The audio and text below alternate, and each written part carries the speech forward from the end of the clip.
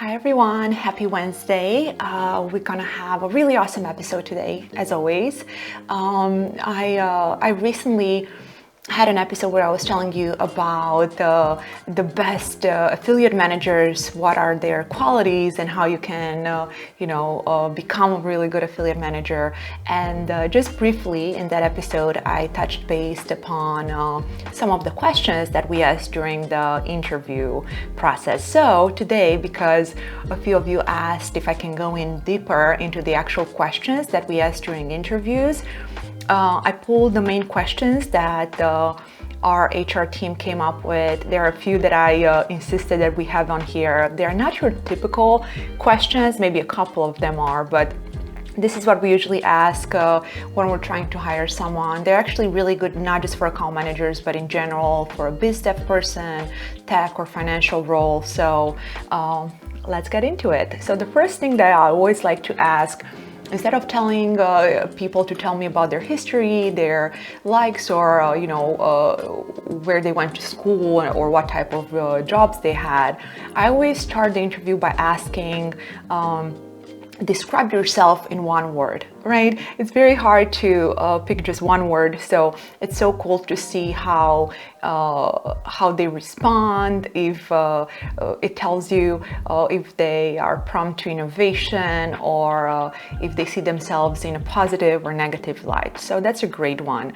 And then, to make things more comfortable, I always like to ask a fun question. So I always ask, if you had the choice between two superpowers, being invisible or flying, which one would you choose? And this is an important one, not just because it makes the person show you how innovative they are and what type of questions the answer they come up with. It's really cool because it makes the person comfortable. It's fun. Many times they'll smile or laugh when asked the question, and also they should be comfortable asking out of the box, replying to out of the box questions, because God knows in our industry we have a lot of unpredictable situation. And then I always like to alternate a fun question with more of a pragmatic one. So the next thing that I always ask is, how do you define success? And that's a really important one, because in order to understand a human, the way they define success is highly important. It's important to know if they are motivated by financial success, affirmation, if they are motivated by the fact that they will have the possibility of growth or making their own decisions. So that's a really fun and important one. And then I always ask, again with the funny questions, if you were a flower, what kind of flower would you be? And that's just one of those things that makes people comfortable and relaxed, and you get to learn more about them. And again, we alternate with a pragmatic one, and I asked them to tell me who they identified themselves with. And it has to be someone from a past job or from their professional career, because it's so important for me to see if they identify with a mentor or a different colleague. Usually people that identify with a leader or a mentor have those qualities where they always go the extra mile. They're excited to succeed and just, always work on bettering themselves, right? So that's a really, really good, fun question. And then I asked them either one of these questions. So one is, are you a hunter or a gatherer, right? To see how they perceive themselves. Or I just asked them, how many pennies would you fit into this room or their room? So again, I want to see they're able to reply quickly and promptly. They need to be put on the spot, right, with questions that they don't usually get during an interview process. So that's just really fun, and I have gotten some really cool answers over the years. And then this one is really important. I always make sure to ask, what is your biggest pet peeve? This is important because we don't want people that get annoyed easily. So it's important to see what type of pet peeves they have in relationships to former colleagues or mentors. And I alternate that with asking them to tell me about an interesting experience that they had recently.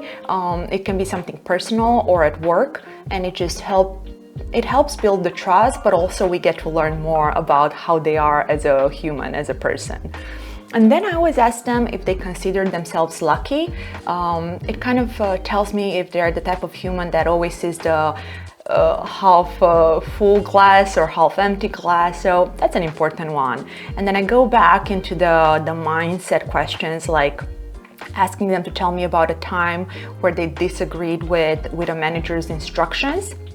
Because naturally we want people that can verbalize their own opinions, that are good communicators and are comfortable telling you when you're doing something wrong. But we also, as leaders, need to have people that understand structures, that we can, give certain tasks and we are comfortable that they will get it done. So it's really important to understand if certain disagreements in the past came from an ego issue or just a natural, difference of opinion, which is very normal and healthy.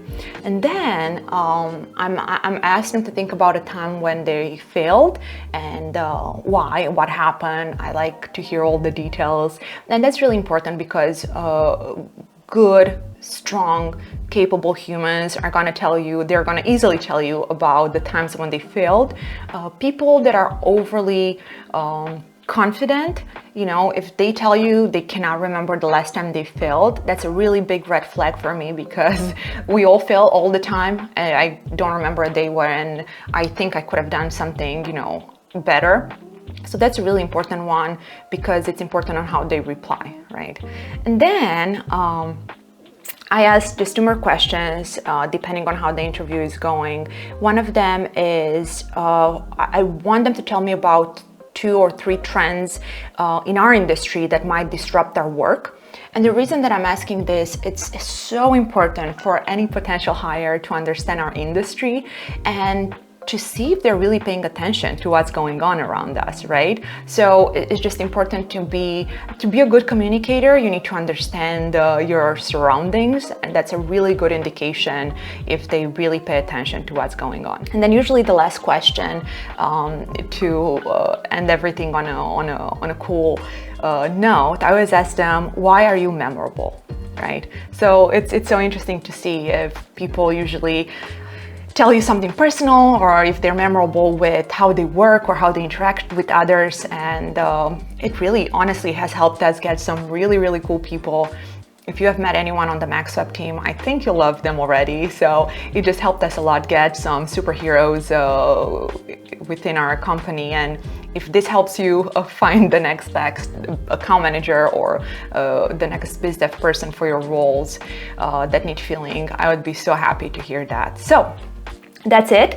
Please drop a comment below. Tell me about some questions that you use when you interview new people. And I really hope you find this useful and helpful. And thank you for watching. You are wonderful.